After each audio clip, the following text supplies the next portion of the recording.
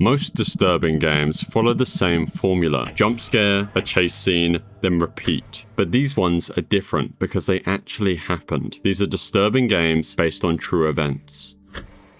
In Town of Light, you play as Renee, a 16-year-old girl exploring the ruins of a long-abandoned psychiatric hospital. She's trying to piece together her own past. Her memories are scattered and fragmented, and as you walk through the empty halls, you'll start to uncover the truth of what really happened. But as you might have guessed, Town of Light isn't just telling Renee's story. It's telling the story of a real place and the people who are locked inside it. This is Volterra Psychiatric Hospital, the real-life location that Town of Light is based on. Unlike most horror games that create fictional settings, this one places you in a world that once existed, a place where real people lived, suffered, and in many cases, never left. Volterra was one of Italy's most well-known asylums. It was built in the late 1800s, during a time when mental illness was widely misunderstood. At its peak, it held over 6,000 patients, a staggering number for a single facility. But Volterra wasn't just a hospital, it was a place of isolation, where people society didn't understand were locked away. Many of the people sent to Volterra weren't exactly what we would consider mentally ill today. Some people were put there for conditions like depression,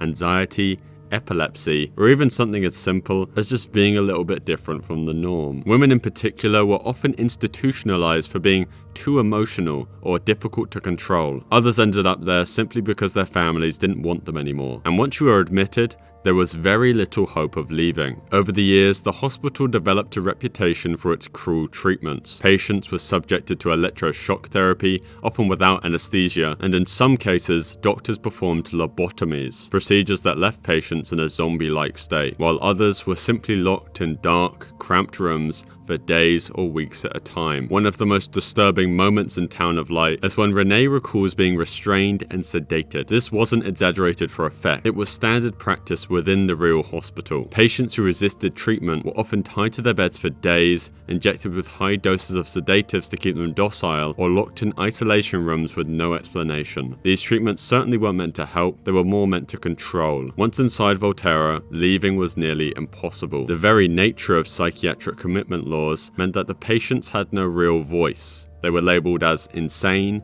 and anything they said in their defense was dismissed as delusional. Families often relinquished all legal control, leaving the hospital's administrators with absolute power over their lives. Some patients spent decades institutionalized for conditions that modern medicine would very easily treat, while others never left at all. But perhaps the most haunting detail is what happened when Volterra finally closed. In 1978, Italy passed a law shutting down many psychiatric hospitals, including Volterra. But when the doors closed, many patients were left abandoned. They had nowhere to go, no families to return to, as some just took to wandering the streets, being homeless and forgotten. In the Town of Light, you see this desolation firsthand. The game doesn't fill the hospital with ghosts or supernatural creatures. It doesn't really need to. The actual horror lies in what actually happened, what was allowed to happen for decades.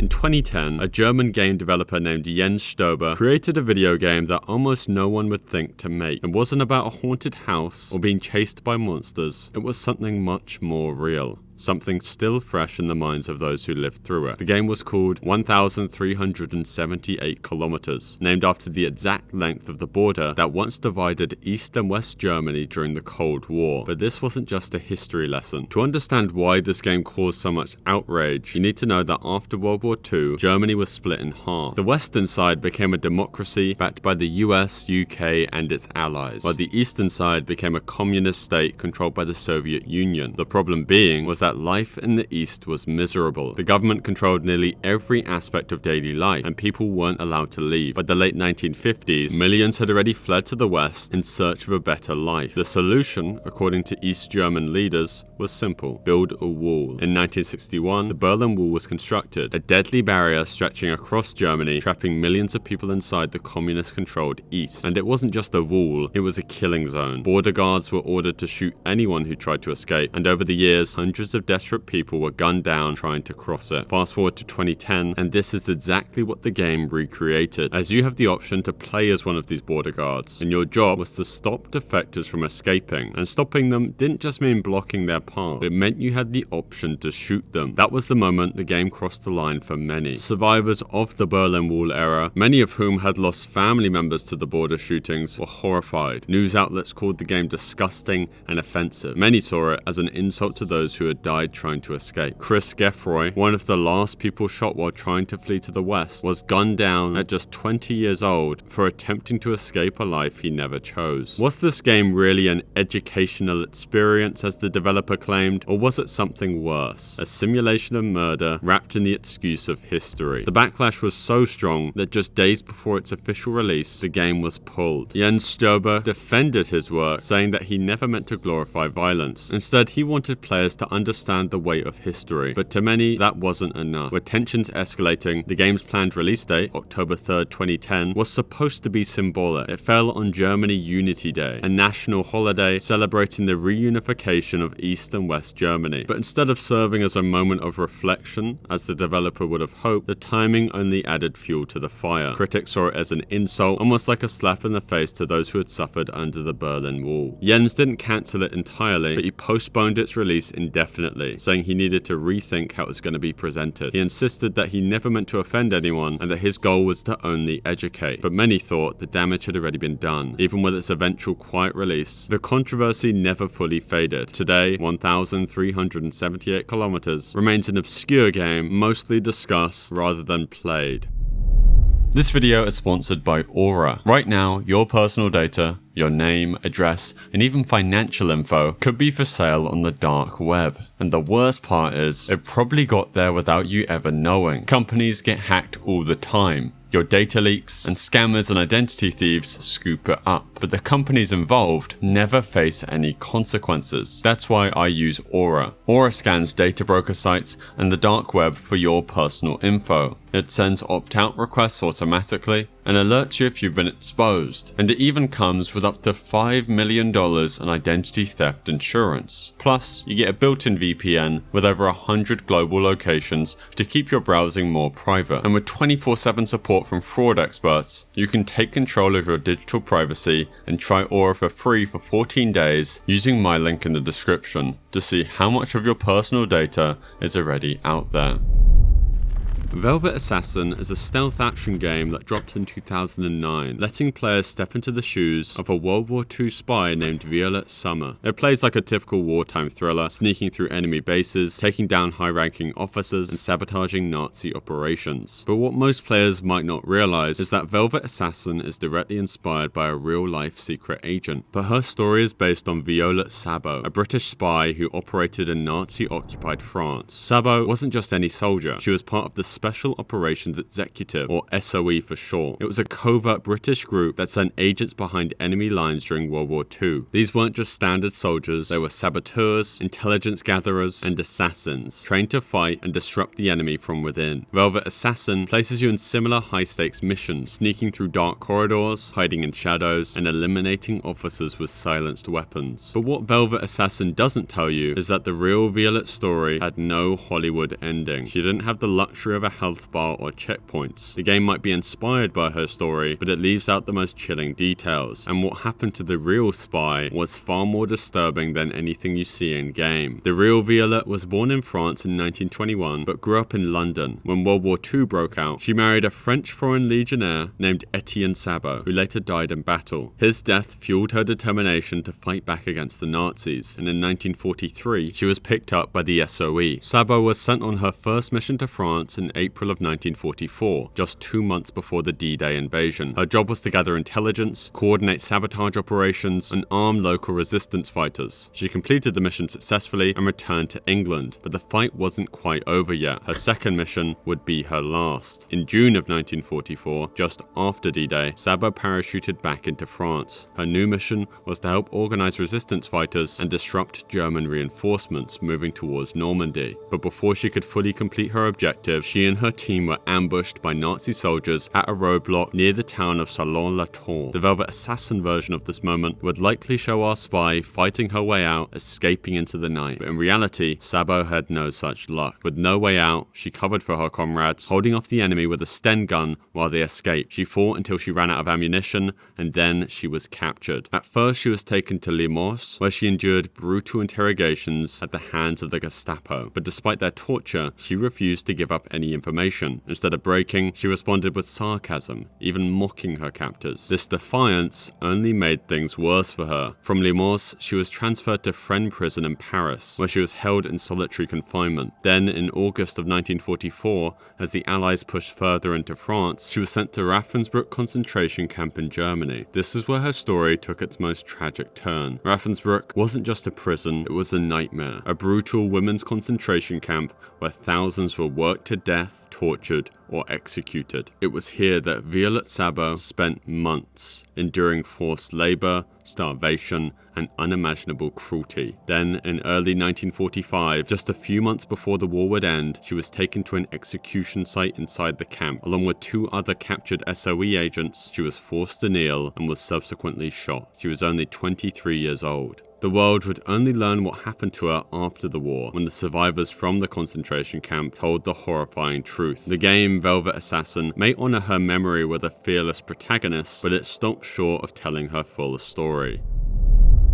The Bridge Curse 2, The Extrication, is a horror game based on a Taiwanese urban legend, but that's not why it's in this video. The first game took place at Tonghai University, a real school in Taiwan, where a bridge is said to be cursed by a spirit. According to the legend, if you try to cross it at night, you might find yourself walking in circles, unable to escape. Some say the ghost of a woman appears, trapping those who disturb her. The second game builds on that fear, but this time it introduces something even more unsettling. A mysterious girl, a haunted elevator, and a sense that something unnatural is at play. The game's main character find themselves in a situation that feels terrifyingly familiar. The game's setting is a university, but it doesn't feel like one. The halls are too empty, the shadows move when you aren't looking, and worst of all, you're being watched. The protagonist doesn't know how or why they got here, but they know they need to get out. Players must piece together clues, navigate through dimly lit hallways, and avoid an unseen force that's always lurking nearby. One of the most unnerving parts of the game happens in an elevator. It seems simple at first. You watch a woman through a security camera, waiting for the doors to close and expecting to reach another floor. But things don't seem quite right. The woman moves strangely, jumping out the elevator and clinging to its walls. For some players, this scene was unsettling for a reason they couldn't quite explain. Then it clicked. This wasn't just another horror game trope. It felt eerily similar to something they had seen before. Something real. A security camera recording of a young woman in an elevator, pressing buttons, stepping in and out, and looking as if something was following her. That woman was Elisa Lam, and her story remains one of the most disturbing unsolved mysteries. In February of 2013, the Los Angeles Police Department released a strange surveillance video to the public. It was grainy, taken from an old security camera inside an elevator at the Cecil Hotel. At first glance, it may not seem out of the ordinary, but the longer you watch, the more unsettling it became. Elisa Lam, the woman in the footage, was a 21-year-old student from Canada who had been traveling alone through California. She was supposed to check out the hotel that day, but she never did. Her parents, who had been in constant contact with her, stopped hearing from her entirely. Concerned, they reported her missing, prompting a police investigation. At the time, no one knew what had happened to Elisa. All investigators had was this bizarre elevator footage recorded shortly before she vanished. The video shows Elisa stepping into the elevator and immediately pressing multiple buttons, as if she's unsure where she wants to go. The doors, however, don't close. Seconds pass. She leans out and looks down the hallway, quickly pulling back as if she had seen something or someone. Then she hesitates, stepping in and out the elevator, glancing nervously in both directions. As the video continues, her behavior becomes even more disturbing. At one point, she presses herself against the wall as if she's hiding. Her body language suggests panic, but there's no visible threat. Eventually, she steps out of view entirely. The elevator doors, which have remained open for far too long, suddenly close, but by then, Elisa is no longer inside. The footage ends. The video went viral almost immediately. People were disturbed by how unnatural her behavior seemed, and tons of theories began to spread. Some believed she was hiding from someone, a stalker, a hotel employee, maybe even an unseen attacker just outside the camera's view. Others thought she was under the influence of drugs, experiencing paranoia or hallucinations, but an autopsy later revealed that there were no traces of drugs or alcohol in her system, apart from small traces of her prescribed drugs, as Elisa was diagnosed with bipolar disorder. There was also a more paranormal explanation. The Cecil Hotel had a long and infamous history of murders and sinister guests, including serial killers like Richard Ramirez. Some believed Elisa wasn't alone in that elevator, that something from the hotel's dark past had been watching her. Regardless of the theory, the biggest question remained the same. Where did Elisa go after stepping out that elevator? That question wouldn't be answered until nearly 3 weeks later, when hotel guests began complaining about foul-smelling, discolored water coming from their taps. What happened next would turn this from a missing persons case into one of the most infamous mysteries of all time. As the game progresses, another eerie connection begins to surface: the presence of water. In horror stories, water is often linked to spirits, particularly in Asian folklore, where drowning victims are said to become restless ghosts. In real life, Elisa's body was found in the rooftop water tank of the Cecil Hotel, weeks after she had disappeared. The circumstances of her death were so strange that even the authorities still don't understand how she got there. The developers have never confirmed that they were inspired by Elisa's case, but the similarities are undeniable.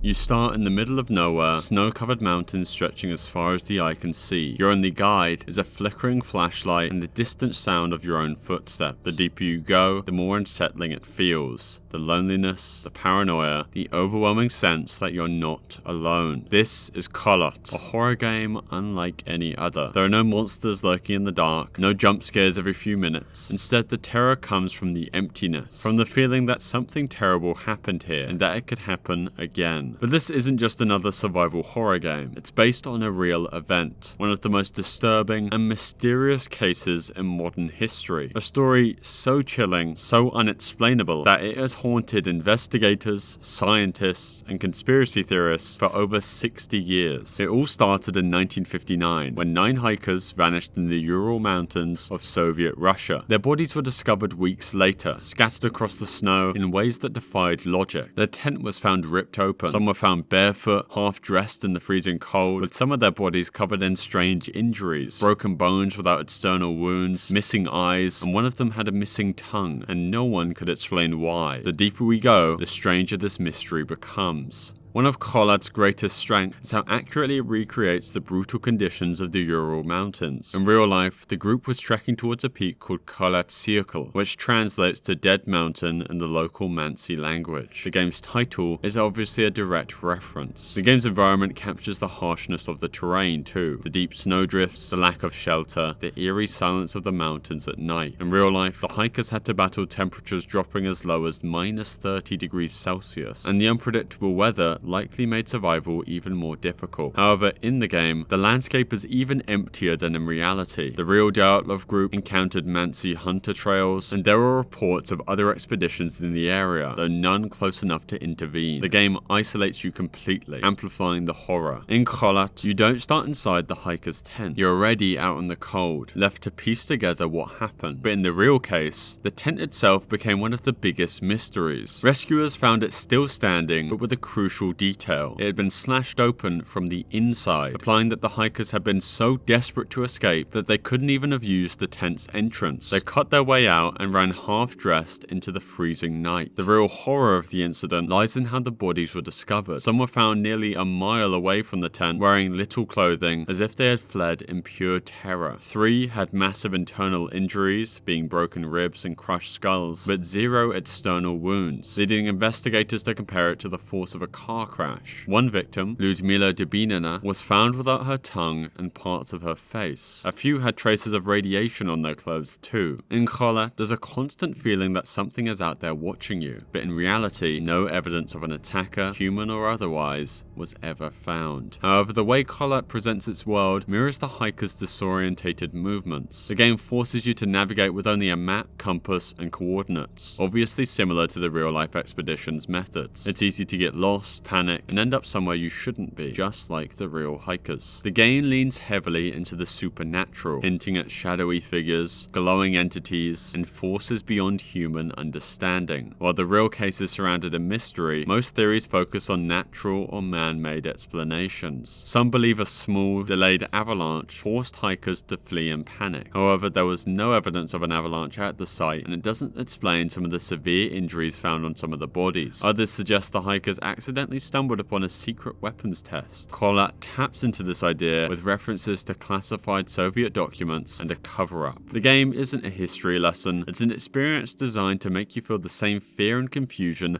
the hikers might have felt. The landscape is accurate, the sense of isolation and disorientation reflects what the hikers likely went through, and the paranoia and dread capture the emotion surrounding the Dyatlov mystery, even if the game's glowing entities are fiction. Kholat doesn't try to solve the case, instead it keeps the mystery alive, leaving you wandering the frozen wasteland searching for answers, just like investigators have done for over 60 years.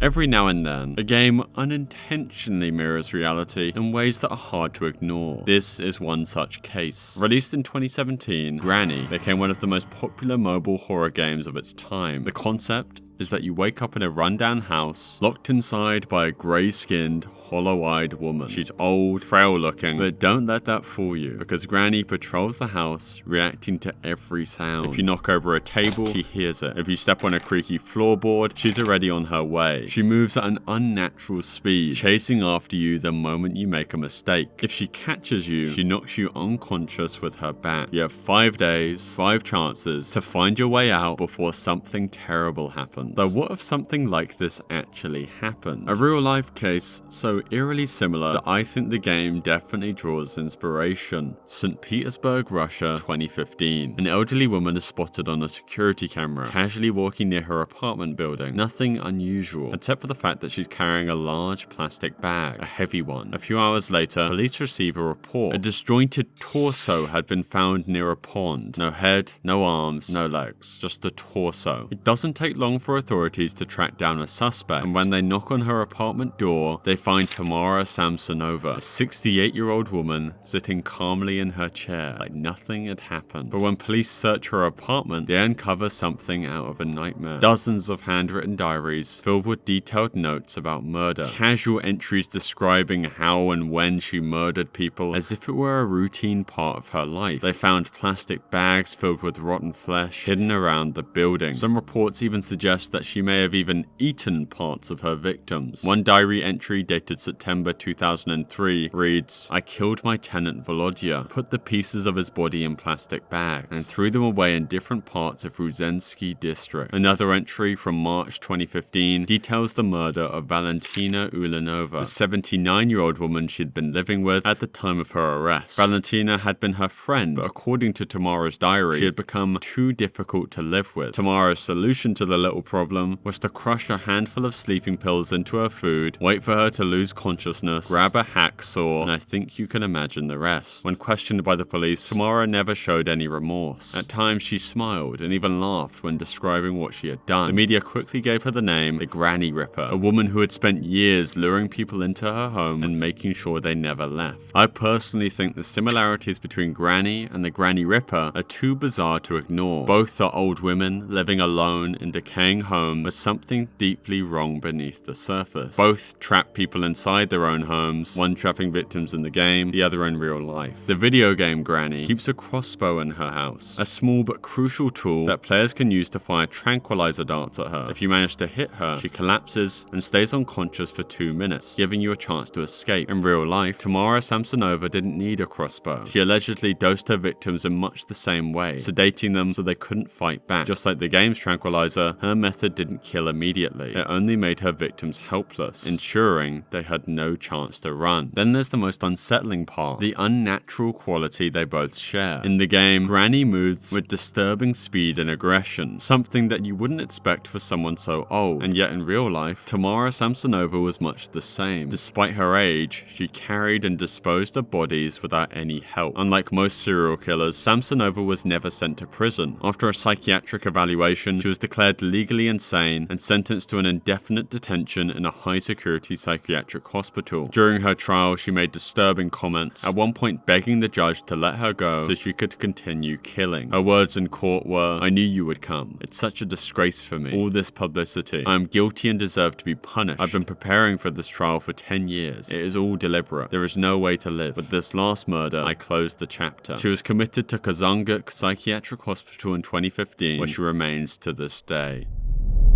You're looking at a digital city from above. The streets are filled with people, some just walking around, others moving with purpose. At first glance, everything might seem peaceful, but hidden amongst the crowd are terrorists, figures marked by the game as threats. Your job is very simple: stop them. September 12th, a toy world presents you with one tool, a missile launcher. There's no score, no levels, no game over screen. You just click to fire, and your missile strikes the target. But the explosion doesn't just hit the terrorist, it spreads. Buildings crumble, and worst of all, civilians get caught in the blast. As their tiny figures collapse, the remaining people in the city react. They stop what they're doing, some run away, while others stand still, mourning the loss of those who were just in the wrong place at the wrong time. Then something strange happens. Those mourning civilians begin to change. Their outfits darken, and they transformed into the very thing you are trying to eliminate. More terrorists appear, blending into the crowd. The problem doesn't get smaller, it grows. And the more missiles you launch, the more civilians you lose, and the cycle repeats. At first, it might just feel like you're not playing well enough. Maybe if you time your shots better, aim more carefully, or fire less often, you'll eventually wipe out all the threats. But that's the trick. There is no winning. No matter what you do, the violence continues. Every action you take feeds into the never-ending loop. September 12th isn't a game in the traditional sense. It's more like a simulation, not because it's hyper-realistic, but because it's meant to make you think. It doesn't tell you what's right and wrong. It simply lets you play and watch as the consequences unfold. You might already realize what this game is trying to say. Studies have shown that when civilians are harmed during counter-terrorism operations, it can increase anger towards those responsible. Family members and friends of the deceased may seek revenge, becoming radicalized themselves. This creates a sort of cycle, violence breeding more violence, just like in the game. US military reports from conflicts in the Middle East, particularly in Iraq and Afghanistan, have acknowledged that civilian casualties can have a direct impact on radicalization. One report from the RAND Corporation described how groups like Al-Qaeda use civilian deaths as propaganda, turning public outrage into recruitment opportunities. Leaked military documents and intelligence reports, like the 2012 joint report by Stanford and NYU titled "Living Under Drones," highlighted a familiar cycle. For every terrorist killed, civilians caught in the crossfire can fuel resentment, therefore potentially leading to new recruits joining extremist groups. Studies have found that airstrikes, whilst eliminating immediate threats, can sometimes increase long-term radicalization. The same concept plays out in September 12th. Each terrorist you eliminate only leads to more emerging from the grieving crowd. Even the game's name, September 12th, obviously hints at a real-world inspiration. It refers to the day after the Twin Towers was struck, when the United States and its allies faced a critical decision. How should they respond? The invasion of Afghanistan soon followed, marking the beginning of the War on Terror, a war that decades later still impacts global politics.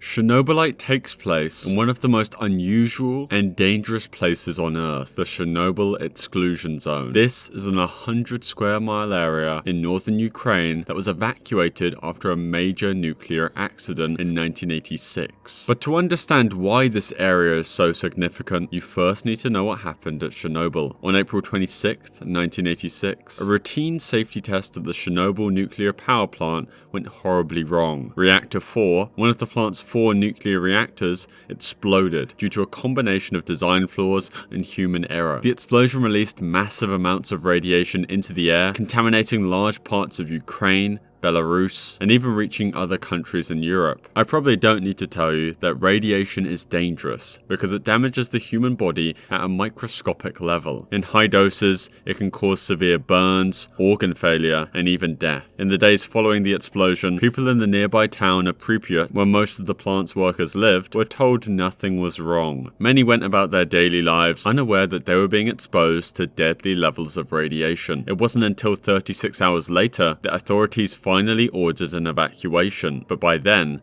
it was too late for many. Over the following months and years, thousands of people developed radiation-related illnesses, and a vast area surrounding the plant was deemed too dangerous for human life. Then, the exclusion zone was created, a permanent no-go area stretching for miles around the ruined reactor. All the buildings were left abandoned, nature slowly took over, and time seemed to stand still in the remains of the town. What's even more eerie is that some of the places in the game no longer exist in reality. Over time, many of Chernobyl's buildings have collapsed due to weather, neglect, and radiation damage. In Chernobylite, they remain frozen in time, offering a look into the past that is slowly disappearing. The exclusion zone may seem like an abandoned wasteland, but it still has life. Over the years, nature has reclaimed much of the area, and a small number of self-settlers, people who refused to leave or later returned, continue to live there. Creating a game set in the Chernobyl exclusion zone is one thing, but actually going there is another. But for the team behind Chernobylite, accuracy was everything. They didn't just want to imagine what the zone looked like, they wanted to capture it exactly as it is. So instead of relying on old photos or satellite imagery, they went in themselves, bringing with them cutting-edge technology and a mission to recreate the real Chernobyl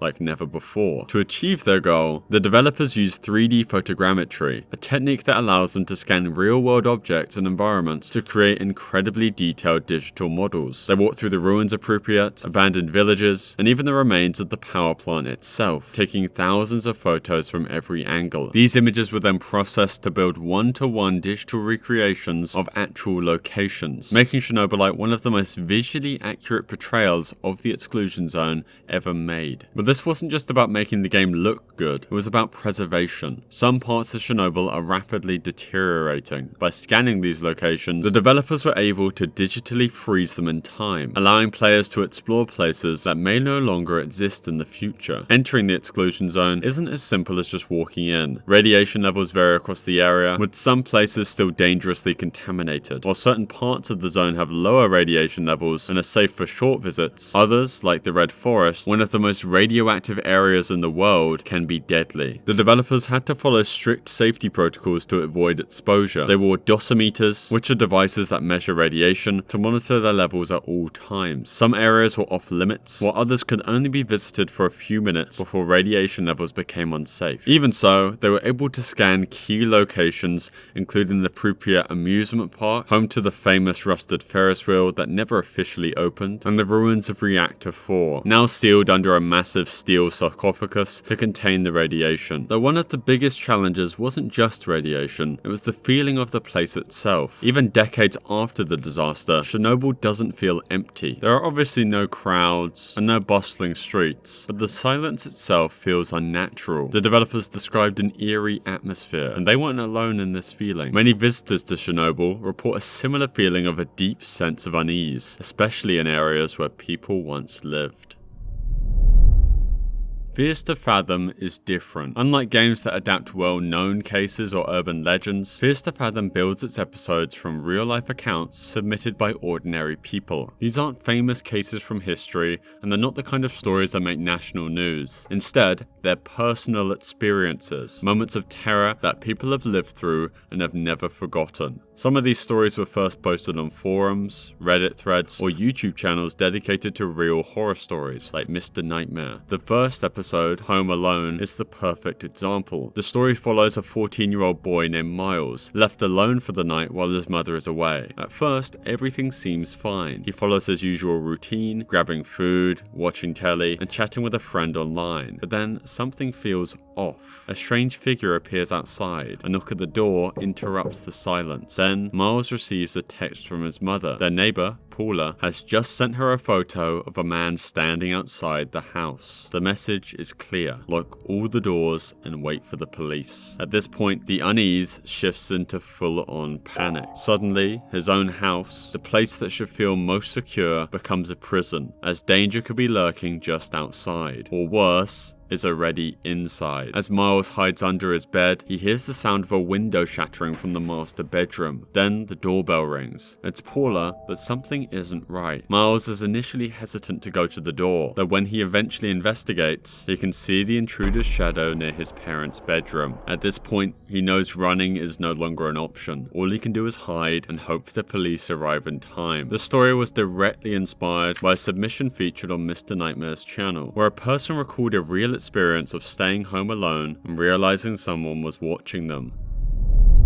1979 Revolution, Black Friday, developed by Ink Stories, isn't just about playing a character, it's about experiencing history firsthand. You step into the shoes of Reza Shirazi, a young photojournalist returning home to Iran, only to find himself caught in the middle of a revolution. Armed with just a camera, you navigate the streets of Tehran, capturing the protests, the fear, and the violence unfolding around you. But in a world where taking the wrong photo can mean imprisonment or worse, every decision you make carries real weight. The entire game is based on real events from 1978 to 79, when the people of Iran rose up against their ruler, the Shah of Iran. The game's creator, Navid Konsari, isn't just some random developer trying to tell a political story. He actually lived through the Iranian Revolution as a child. His first-hand memories, combined with interviews from over 40 real-life survivors, activists, and former prisoners, help shape the game's brutal realism. Unlike other games based on historical events, Black Friday doesn't just reference the past, it recreates it. What makes it more unique is its gameplay. Instead of combat, the game focuses on choice-based storytelling, similar to Telltale games like The Walking Dead. Dialogue trees force you to make split-second decisions, lie to a soldier and risk it in court, or tell the truth and betray your friends. Every action has consequence, and often there's no right answer. But despite its focus on personal decisions, the game never lets you forget the bigger picture. The world around you is deeply immersive, built on real historical details. Protesters chant slogans that were actually shouted in 1979. Government propaganda plays over radios, echoing the Shah's desperate attempts to maintain control, and the photographs you take in-game are based on real images captured during the revolution, bringing history to life in a way textbooks never could. For many players, this is probably their first real introduction to what happened in Iran, and for others, especially those who lived through it, the game was almost too real. In fact, it was so powerful that the Iranian government outright banned it. But what made it so controversial, and why was this revolution so dangerous to talk about, even decades later? On September 8th, 1978, the streets of Tehran were filled with hope and fear. Thousands of Iranians had gathered in Jaleh Square to protest against the rule of Shah Mohammad Reza Pahlavi, demanding the end to his dictatorship. They were unarmed, chanting slogans, holding banners, and standing together in defiance of a government they believed was corrupt and oppressive. What they didn't know was that they were about to walk into a massacre, one that would change the course of history. The Shah had already declared martial law the night before. Public demonstrations had been outlawed, and anyone who defied the ban would be dealt with by force. But the people still came. Protesters filled the square in the early morning hours, believing they had the right to speak out. The Iranian military was already waiting for them. Soldiers blocked the exits surrounding the crowd. Then the order came: open fire. Machine guns tore through the crowd, sending protesters screaming and running in every direction. People collapsed in the streets, bodies piling up as bullets rained down. Witnesses recalled seeing soldiers shooting indiscriminately, gunning down men, women, and even children. Some tried to flee, but the military had already sealed off escape routes, trapping them in a killing zone. Estimates vary, but historians believe between 88 and 300 people were killed that day, with hundreds more injured. The Iranian government initially tried to downplay the violence, claiming only a handful of casualties, but the truth was impossible to hide. Survivors shared their stories, and photojournalists, risking their lives, captured images of the bodies left in the street. This was the moment that changed everything. Up until this point, the revolution had been gaining momentum, but it still felt like there was a chance for reform, a way to negotiate with the government. Black Friday erased that hope. For many Iranians, it was proof that the Shah would rather kill his own people than listen to them. The massacre radicalized the revolution. Protests became larger, angrier, and even more restless. People who had once supported the Shah turned against him overnight. Even members of the military, shaken by what they had been ordered to do, began to defect. In just a few months, the Iranian government would be on the verge of collapse. In 1979 Revolution, Black Friday, the horrific event plays out in Chernobylite, chilling detail, as Reza Shirazi, the player, is thrown into the middle of the massacre, forced to dodge bullets, capture the chaos with their camera, and witness the horror firsthand. The game doesn't exaggerate what happened. If anything, it tones it down compared to the real thing. But one thing is certain, Black Friday was no accident. The Iranian government saw the protest as a direct threat, and they responded with brute force. Whether it was an international massacre or a desperate act to maintain control,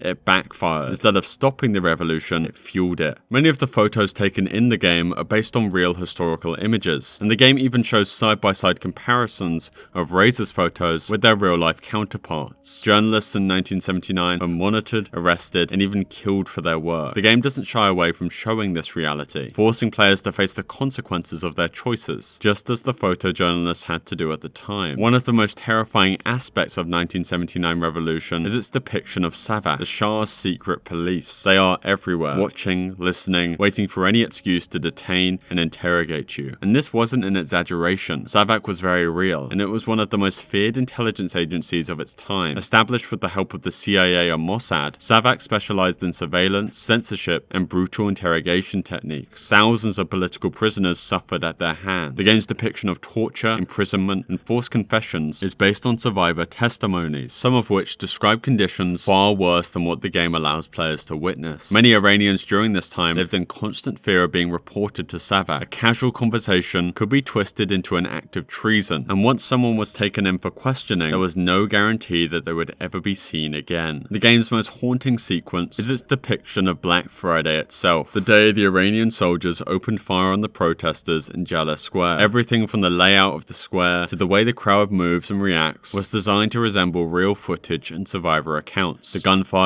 the screams, the people running in panic. It was all recreated based on descriptions from those who had been there. The game makes it clear that the player is powerless in this moment. You don't get to change history, you don't get to stop the massacre. All you can do is witness it, just as journalists did in 1978. From the moment the game was released, it was met with widespread praise. Critics called it one of the most powerful and unique historical games ever made. Players who had never learned about the Iranian Revolution were suddenly immersed in its brutal reality. For many, it was an eye-opening experience. But in Iran, the game wasn't just controversial, it was dangerous. The Iranian government didn't take long to respond. Shortly after its release in 2016, 1979 Revolution was officially banned in Iran. The government accused the game of spreading anti-regime propaganda, distorting history, and fueling Western narratives about the revolution. To them, it wasn't a game, it was a direct attack. Iran's National Foundation for Computer Games, the country's top regulatory body for video games, issued a statement condemning 1979 Revolution. They claimed that the game was developed as part of a wider effort to damage the country's image and misrepresent the past. According to them, the revolution was a people's movement, not the chaotic and brutal struggle depicted in the game. The government-controlled media called the game hostile and branded its creator, Navid Konsari, a traitor. The ban wasn't just about protecting the government's version of events, it was part of a much larger pattern of censorship in Iran. Since the revolution, the government has strictly controlled how history is taught and remembered. Certain events like Black Friday are rarely discussed in detail. Stories about human rights abuses under the Shah's rule are well documented, but the darker sides of the revolution itself, the mass executions,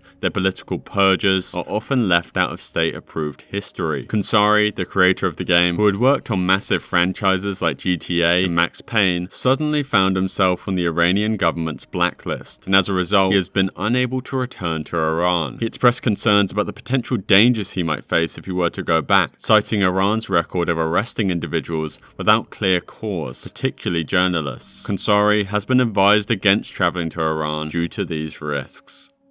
And that concludes today's video. If you want something else to watch or listen to, there's a video on screen that YouTube thinks you'll enjoy.